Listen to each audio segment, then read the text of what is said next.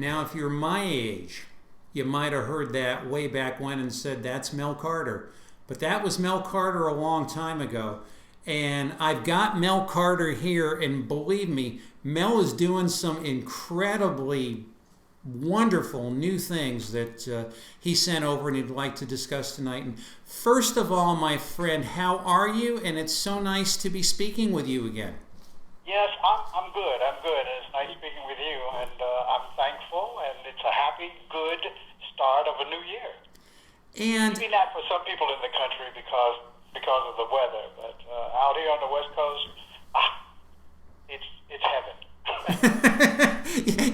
you haven't complained about that for being a Cincinnati kid, huh? Right. Oh, man, are you kidding? Like when I see the pictures of the snow and everything like that, it just reminds me when I was a kid. When it snowed in Cincinnati, it just shut down. Loved it because we didn't have to go to school, you know? Yeah. That's amazing, but I am this new record album CD presentation that you've done, Mel Carter Continues. I was doing the sports show last night with my friend Bob Lazari, who sends his best. Bob's father had a music store in Ansonia, Connecticut for a number of years, and I had mentioned that you and I would be speaking on the air, and Bob was so excited, and he started singing all your music as we were doing the sports show, and he said, please tell Mel Carter this. I owe him a great deal because my father sold so many of his records, I probably wouldn't have been able to have stayed in school but for Mel Carter. Oh, that's a good thing. I haven't heard that one before, but I'll take it. So tell me what the inspiration was for the new presentation. Actually, it's a continuation of from the other three, the other two CDs that I did before, The Heart and Soul of Mel Carter and Mel Carter, The Other Standards. And the reason I continued with doing I've done standards and stuff before, but they're not the standards that the Gershwins, the Harold Arlens, or the people that do them over and over and over and over. But these are songs that are standards, and when you hear them, you say, "Oh yes, I remember that song. I remember that song by that artist." That's what I wanted to do: go back and just find the perfect songs and do homage to the artist that did them, and just put my stamp on them. Some of the works were so touching, and I'm going to pull out several of my favorites. The first one is If I Didn't Care, and Mike, would you play a sample of this? The Ink Spots. Yes. Or Fred Sanford. If I didn't care more than words can say, if I didn't care,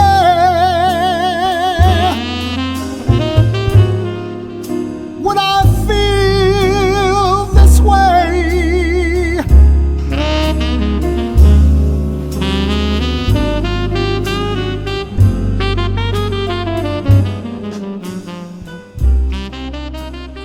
My friend, that is gorgeous. That is just a wonderful piece of work. Mel, are you there? Thank you. My friend Ricky Woodard, who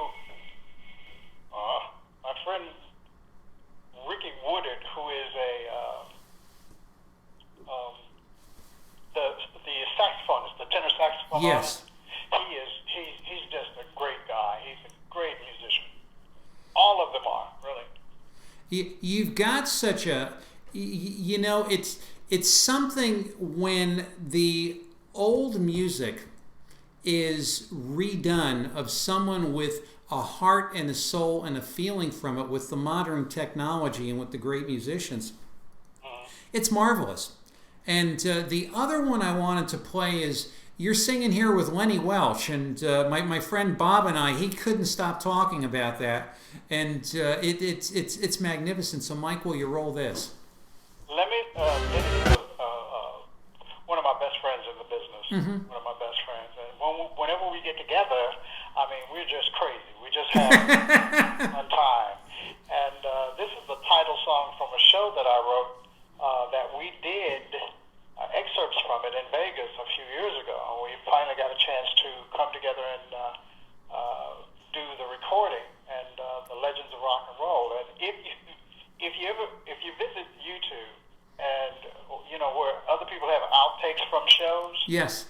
we call ours intake, and we are just crazy. That's all I can say is that we're certifiable. It's so great hearing you guys together. Why don't we do this one? We're still young, we're still kicking.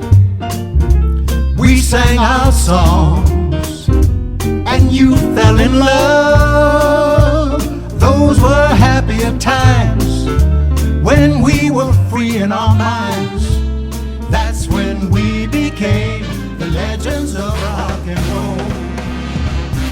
Some of us may have gone to that great beyond, but the songs that we sang will live on and on. The songs made you happy then, they make you feel good now. We're the legends of rock and roll. Remember when we danced through the night? It's magnificent work, and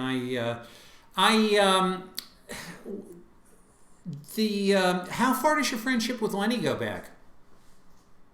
As well over 25 years. We met on a concert that we were doing in Cincinnati at the Music Hall, and he had told me that he was listening to my music for years, and I said, "Man, I've been listening to your music." And Oh, isn't that sweet? became instant friends, and we have been friends for well over those 25 years. And then he moved here on the West Coast. He was here for about 18 years, and now he's relocated in Florida. He just moved back to the East Coast, and we still talk to each other, 2-3 times a week. And he's just a great guy. He really is. And we have fun together when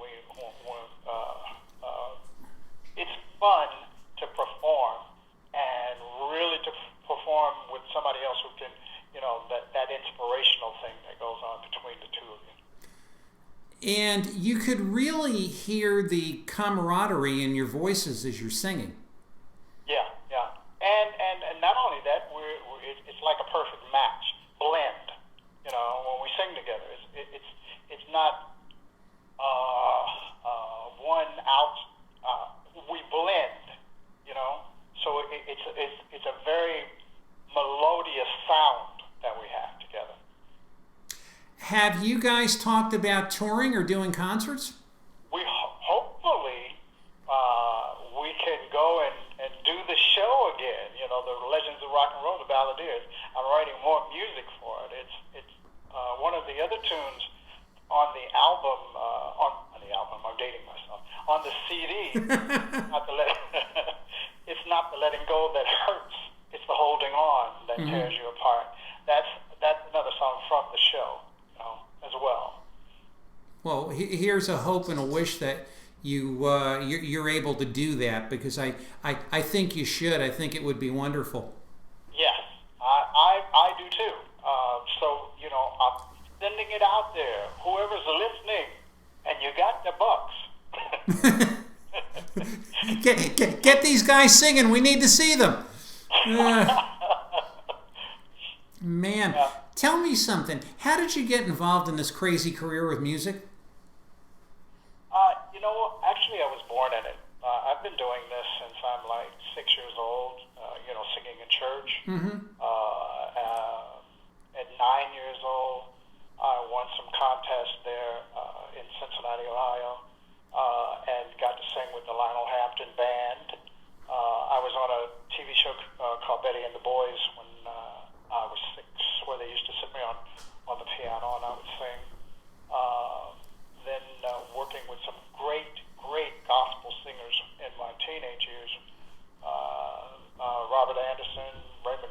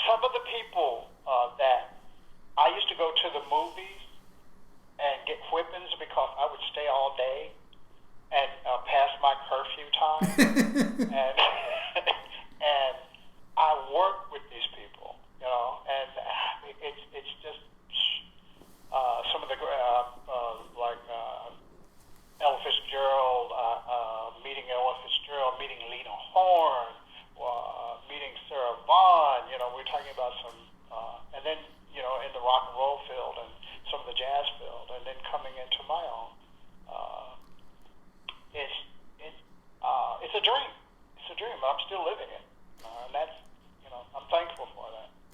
And I get to do interviews with you. and I'm thankful for that. But and I know Sam's passing is still bearing upon you. It is. If you, on one of the songs, I always do a Sam Cooke run. His signature run. Mm-hmm. And I try to place that in maybe one or two of the ballads that I do, that I've always done, and that's paying homage to him. I understand that. You had also dabbled in some acting, from what I recall. The acting? Yes. The acting is just a normal thing that back in the day, like when you had hit records, they would just move you into other areas of show business. Mm-hmm. We've done commercials.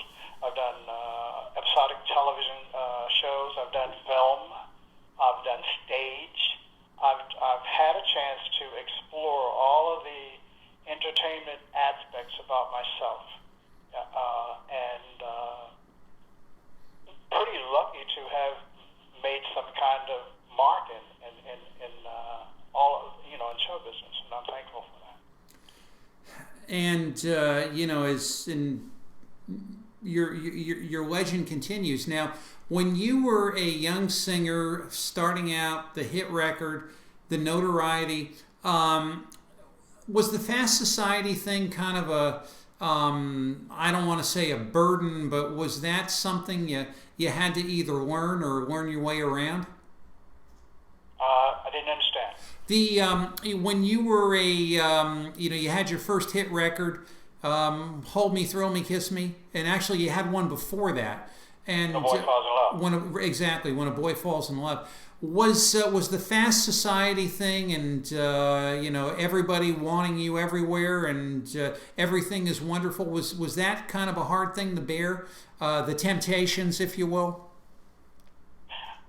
No, you know what? Because my parents, especially my mother, kept me grounded. I give you a story of when I first had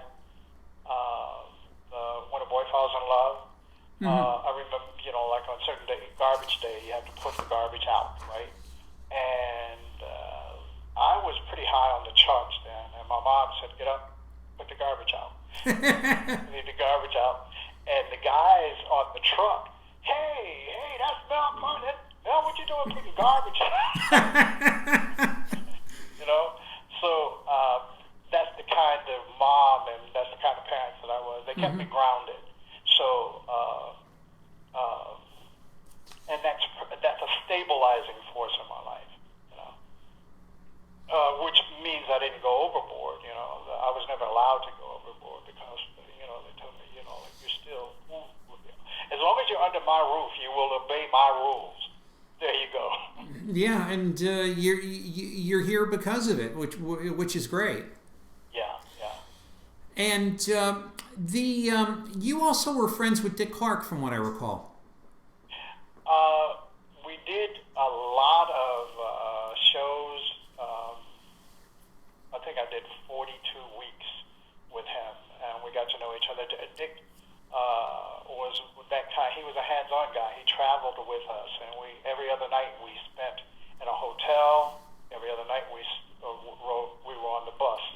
So because he was the leader, and had the name, he could have done it another way, but he didn't. He took the bus and did all of the things with us, and I appreciate that fact about him. So when you see the interviews that he does with all the artists, you can see how open the artist is with him because he was a genuine guy. That does show through. That really does show. That really does show through. And all of the traveling and all of the work and all of the road shows and all of the commitments, Is that hard on your family life? I think it's hard if you are if you have a family. Lucky enough for me that when it first happened, I was very, very young. Mm-hmm. So I wasn't tied up to somebody. I didn't have a child. I was free, and I didn't have to think about leaving somebody somewhere Understand. and coming back to them, or when I'm away, being so attached that I couldn't concentrate on what the job was and what for me to do. I was interested in the career, and wanting to be where other people that I admired, how far up the ladder they were, and I wanted to make that climb that ladder. Understand. Now, if I were to say to you, who is your favorite male vocalist of all time, what would you tell me? Oh, wow, of all time. God. Well, naturally, Sam would have to be one of them. Yeah. Billy Eckstein would have to be another. And there was a guy named Arthur Prysock. And then I have some people that I truly admired in the opera field as well. So there isn't any one particular. Understand. Because I sang so high, I most listen to female artists opposed to the male artists. But those are the ones that I would say. But Now, your favorite female, would it be Ella? one of them, Mm-hmm. Ella, Sarah Vaughan,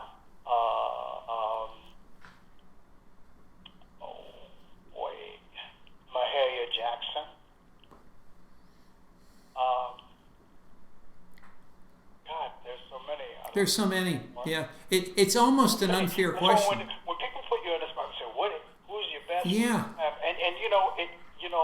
There are seasons and there are times when one artist stands out over the other.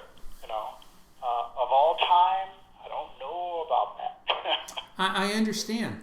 Is there anyone you're following today that you like? Well, I forgot to say Johnny Mathis. Yes. Yeah. Because I think He's classic. every balladeer that was coming up, thought of Johnny Mathis as the cream of the crop. I'm sorry, I missed the other question you were saying. Oh, and that was pretty much it. Who you're following today, and I can certainly see Johnny Mathis. I like the guy Bruno Mars. I like Harry Connick Jr.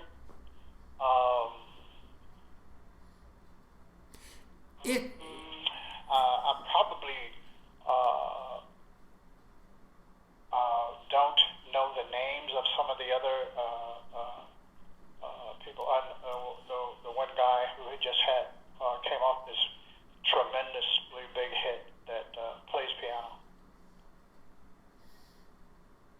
Can't think of his name. Yeah, it's. I love the fine, heartfelt vocals, and that's something that you've done so well, and it's really nice to see how you plug into this and how you appreciate others. In your life right now, getting the show together, which believe me, I'll be hoping and praying and talking about it. Anything you'd like to do beyond that, or is kind of like let's go here and let's get the show together with Lenny and we'll see what happens from that point? I would like to do more writing. Number one, I would like to produce. There are a number of artists that I know that I would like to produce.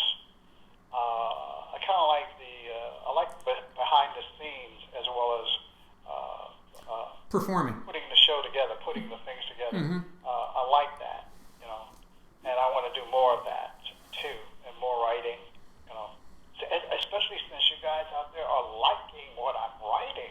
That is so cool. Well, you have such a history and a character, and like that Ink Spot song, If I Didn't Care. How many people really know that and are hearing it for the first time and thinking this is absolutely unbelievable? And I mean, and believe me, this is no offense to the Ink Spots, but that's like older than dirt for and it's like, and you're making it new and relevant again, which I think is just so incredibly fantastic. I got to tell you something. I had the hardest time with that. I've always loved the song, but the lead singer of the Ink Spots was so stylized that every time we would try to do the song, I could hear his voice, and I was mimicking him. And it took me a long time until I went. There's a film. I don't remember the name of the film. The girl that did it on the nightclub scene did it. Amy. I don't remember her last name. But I was watching it, and that's how I got his voice out of my head. Able to, songs that I look for songs that have a story, that have a beginning, a middle, and an end. And so it's my job to paint a picture for you to visualize as I'm singing. And feel the emotion. That's what my mission is in creating music. Well, I'll tell you, and oh, how you have succeeded on that for years and years, and oh, how you will succeed in years to come. And Mel, I can't believe it. We're coming up to our closing minutes. I know you're on Facebook. I know your CD, Mel Carter Continues, is available on CD Baby and iTunes. And where else may our fans look for you? You can come to mel-carter.com. Okay, you can go to cdbaby.com. You can go to iTunes, Amazon, and any of the affiliates out there that in cyberspace that the distribution pieces, that it's available. And we're just getting out there and doing programs like this. Hopefully that's going to bring it all the way to the foreground. Well, we're doing what we can here, and we've been so honored and blessed to have you. Stay well, stay healthy, keep singing. Happy New Year. Best to Mr. Welsh when you see him, and we'll talk again, my friend, when you're doing the tour. All righty, you take care of yourself. Thank you. You too. Bye now. Happy New Year to you all. Thank you. And that was the legendary Mel Carter, and so pleased to have him. And we will be joined in a second by David Andelman of the World Policy Institute. Tony D'Angelo's Coast to Coast, round the third, heading home. See ya back here in a moment.